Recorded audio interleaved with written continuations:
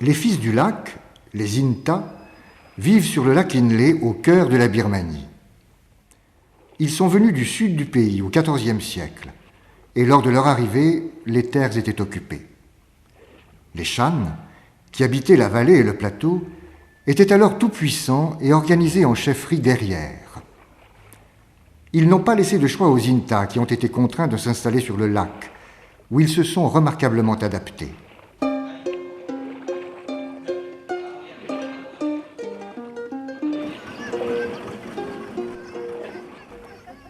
Les maisons, construites sur pilotis, les protègent des animaux indésirables et les mettent à l'abri de la montée des eaux en saison de pluie.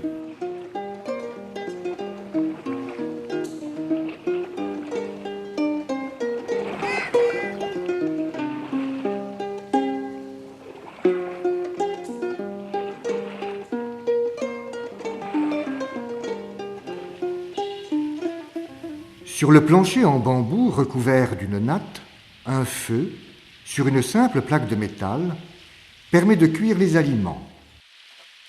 Sur des gravures, quelques conseils pour la vie quotidienne, hygiène des enfants ou soins en cas de morsure d'animaux. En périphérie du lac, les conditions d'hygiène sont médiocres. Les eaux stagnantes sont utilisées pour la vaisselle, la lessive, la toilette. Quelques plateformes, au milieu du lac, offrent un accès à une eau plus propre. Les voies de circulation sont les canaux, sillonnés à toute heure par des barques à fond plat. Souvent, le pagayeur est debout à l'arrière de la pirogue, ce qui lui donne une silhouette très singulière. Toute la périphérie du lac est constituée de canaux et de marécages. La végétation, parfois très dense, est peuplée de buffles d'eau.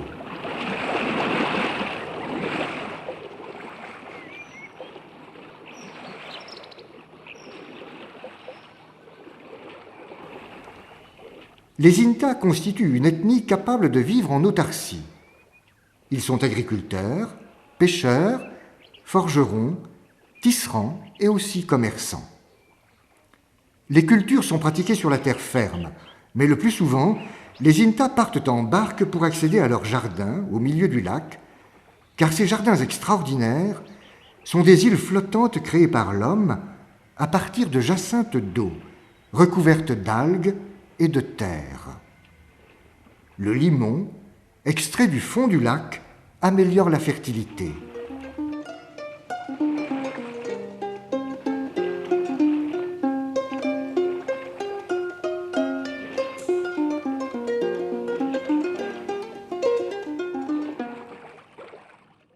Ces jardins flottants sont arrimés par des piquets en bambou.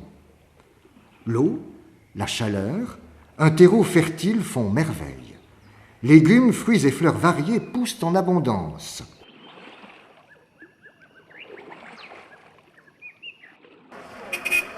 Les barques, regorgeant de produits, se dirigent vers l'un des 5 villages du lac qui, à tour de rôle, organisent le marché.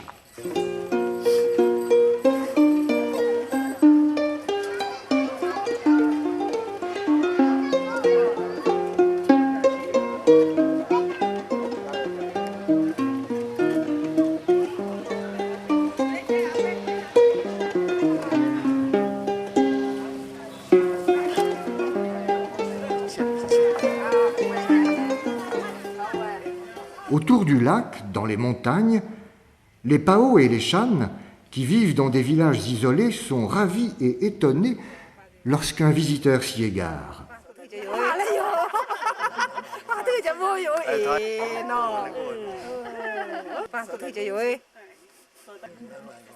Sans grandes ressources agricoles, ils descendent une fois par semaine pour s'approvisionner.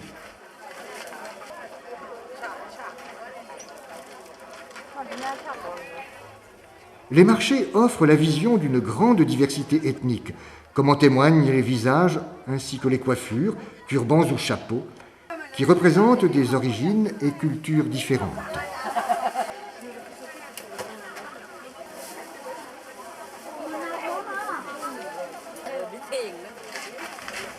Contrairement à beaucoup d'autres contrées dans le monde, Cette diversité est ici vécue dans une parfaite harmonie.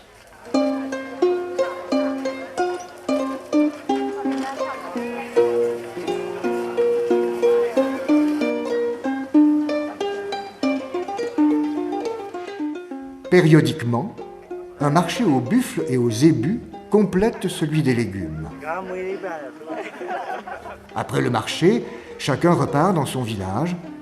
Les femmes Pao, lourdement chargées, remontent dans leurs montagnes et, malgré la fatigue, prennent quelques instants pour parler et sourire.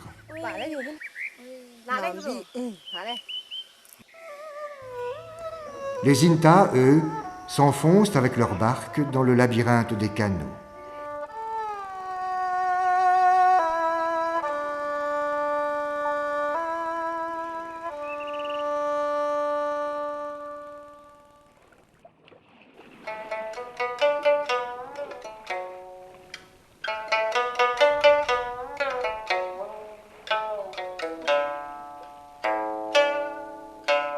La pêche est une activité majeure. Une jambe enroulée autour de la rame laisse aux pêcheurs toute liberté de mouvement. La pêche traditionnelle est pratiquée avec une nasse conique. La clarté de l'eau et la faible profondeur permettent de piéger les poissons. Le trident, en agitant la vase, les contraint à monter dans la nasse.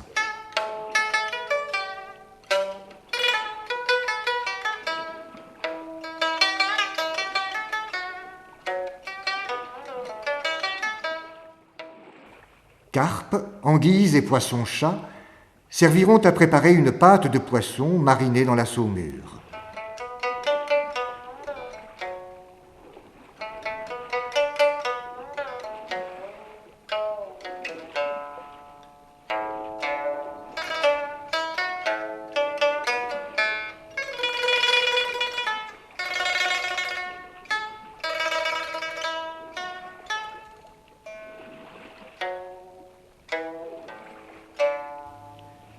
Écologiquement, le lac est menacé par la prolifération des jacinthes d'eau.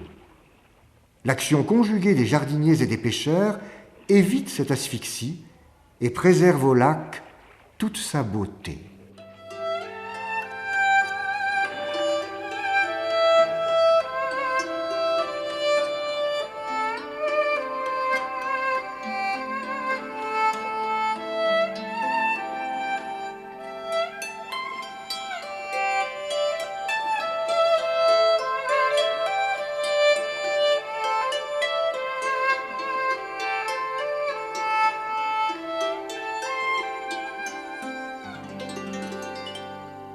Les fils du lac, à l'élégante silhouette, vivent en symbiose avec leur environnement. Par leur travail, ils en maintiennent l'harmonie.